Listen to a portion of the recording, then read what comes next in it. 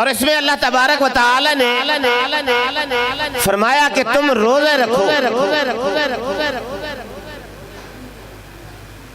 یا ایھا الذین آمنوا کتب علیکم الصیام کما کتب علی الذین من قبلکم لعلکم تتقون،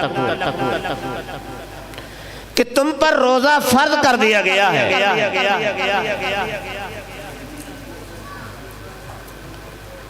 یہ روزہ کیا اللہ تبارک و تعالیٰ کو یہی ضرورت تھی کہ ہم بھوکے رہے، پیاسے رہے؟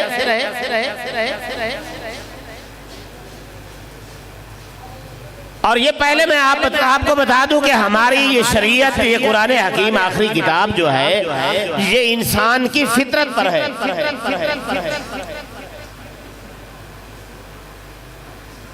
کیا ہم یہی سمجھتے ہیں کہ یہ روزہ جو ہم نے رکھا ہے یہ اسی لیے ہے کہ ہم بھوکے اور پیاسے رہے اور اللہ تعالیٰ کی فرما برداری ہو جائے کہ بس اللہ تعالیٰ کو یہی کافی ہے؟ ہمارا پیاسا رہنا، بھوکا رہنا،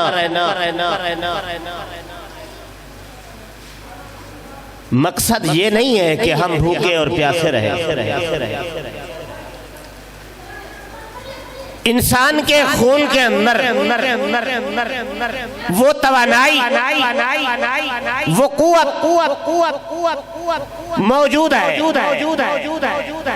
جو ہم کھاتے پیتے ہیں اس کو ایکسپٹ کرتی ہے اور حاصل کرتی ہے، اور اس کے اندر کچھ ایسی بیماریاں ہیں جو اس بلڈ میں، اس خون میں، اس گوشت میں وہ مل جاتی ہیں، وہ رک جاتی ہیں۔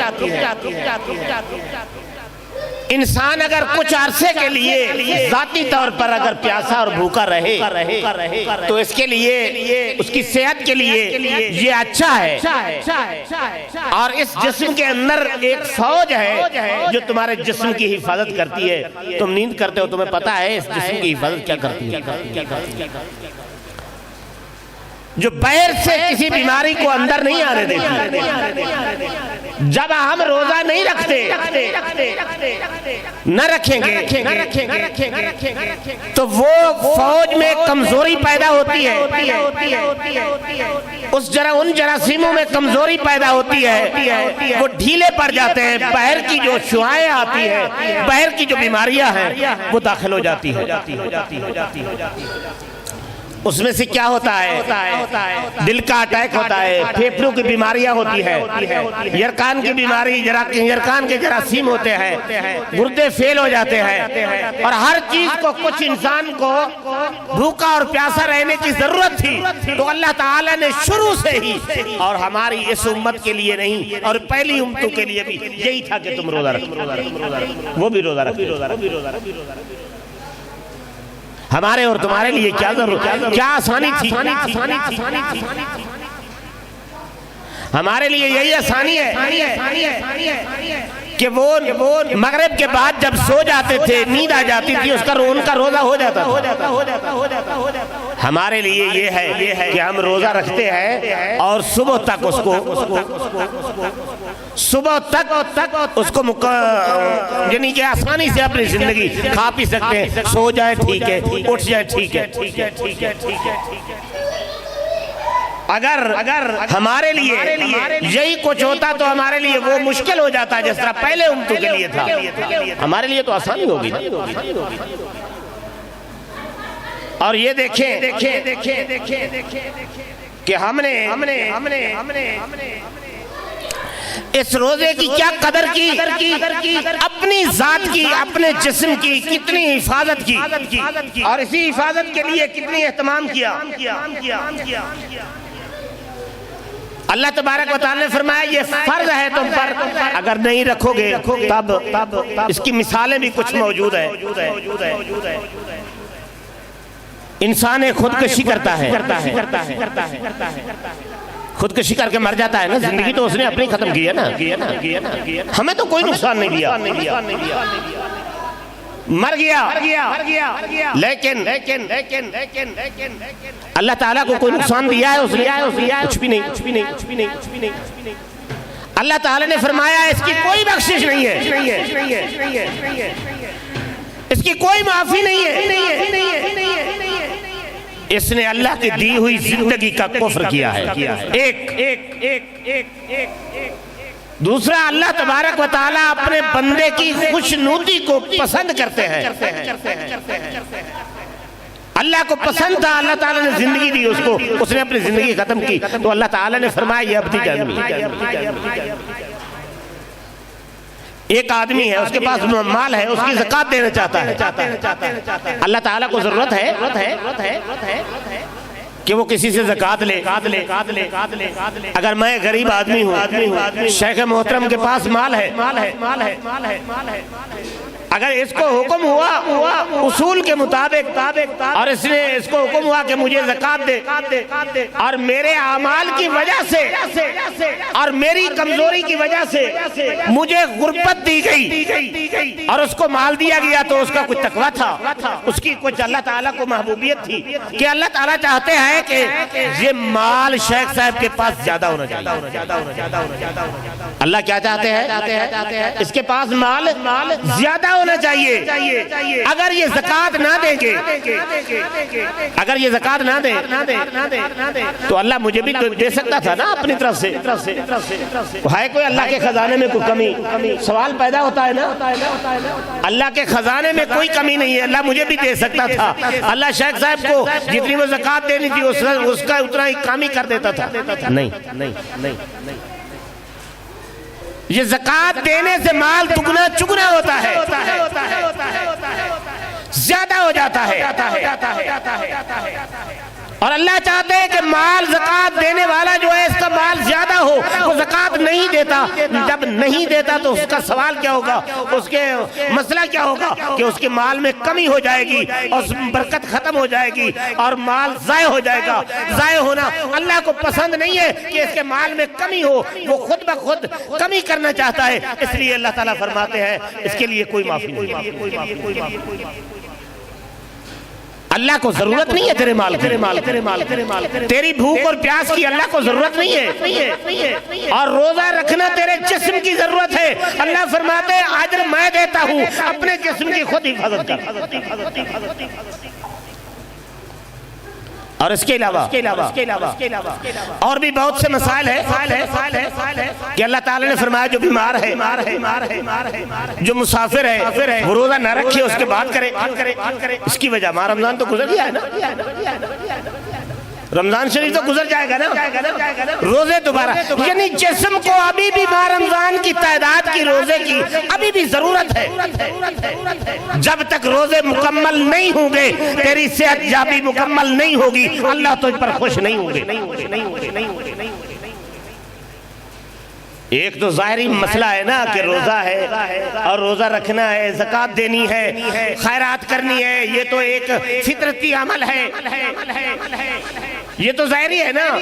انڈر گراؤنڈ بھی اسی طرح سے ہے کہ ہمارے لیے ضرورت ہے، وہ دیتے ہم ہیں، ہمارے لیے ضرورت ہے. اور کبھی اللہ تعالیٰ نے کیا فرمایا؟ اللہ تعالیٰ نے فرمایا یرید اللہ بکم اليسر ولا یرید بکم العسر. اللہ تیرے لیے آسانی کرنا چاہتے ہیں، مشکل نہیں.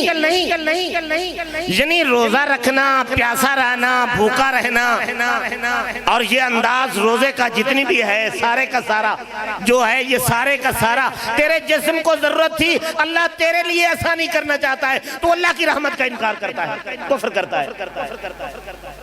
یہی اسی کو کفر کہتے ہیں کہ اللہ کی رحمت آئے اس کا انکار کر دے. حدیث ہے نا. اور اللہ تبارک و تعالیٰ کے رسول صلی اللہ علیہ وسلم نے فرمایا کہ بندہ، ہر آدمی، ہر شخص، ہر انسان جنت میں جائے گا مگر جس نے انکار کیا. یہی ہے انکار. اللہ تو چاہتا ہے نا جنت میں چلے جاؤ. اور اللہ تعالیٰ فرماتے ہیں یرید اللہ بکم اليسر ولا یرید بکم العسر ولتکملوا العدۃ. ان رمضان کے چند روزوں کی تعداد کو پورا کرو. اس کی تعداد میں جتنی بیماریاں تیرے جسم میں ساری ختم ہو جائے گی، بیماریاں بھی ختم ہو جائے گی، جنت بھی واجب ہو جائے گی.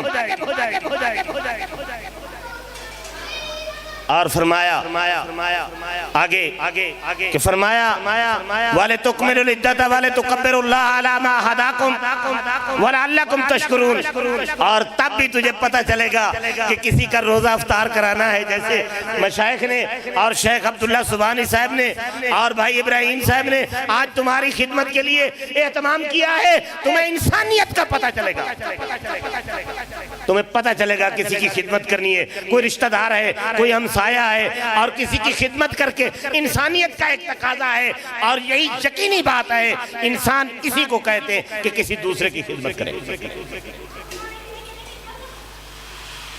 یہی ماہ رمضان میں پتہ ہوتا ہے نا، آگے پیچھے تو ہم کوئی کام نہیں کرتے نا۔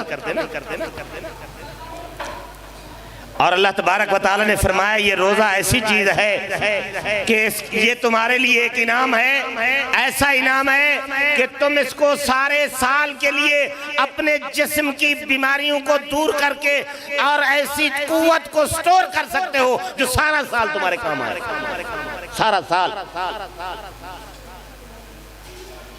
ایک آدمی نے کہا ہے یار میں روزہ نہیں رکھتا، میں فدیہ دیتا ہوں۔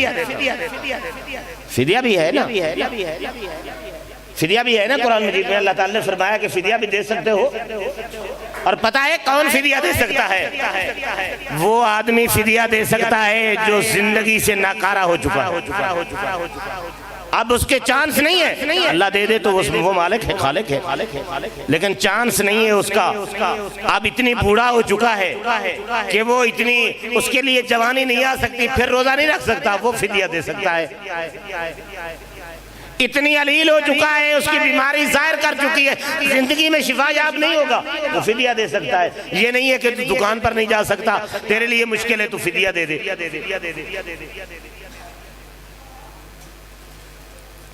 دوسری بات ہم نے اختلاف کر رکھا ہے کہ اس ٹائم کو روزہ جو نہ افطار کرنا ہے، اس کو نہیں کرنا، اس کو یہ ہے۔ اللہ تعالی نے قرآن حکیم کے اندر واضح بتا دیا ہے، فرمایا وَقُلُوا وَاشْرَبُوا حَتَّى يَتَبَيَّنَ لَكُمُ الْخَيْطُ الْأَبْيَضُ مِنَ الْخَيْطِ الْأَسْوَدِ مِنَ الْفَجْرِ۔ تم روزہ کس وقت بند کرو گے؟ جب سفیدی روشنی واضح نکل آئے، واضح طور پر ظاہر ہو جائے۔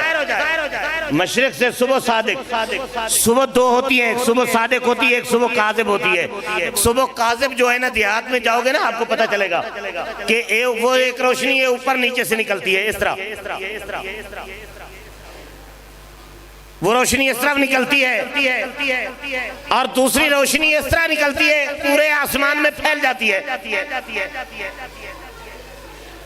جب پورے آسمان میں پھیل جاتی ہے تم کھانا پینا بند کر دو۔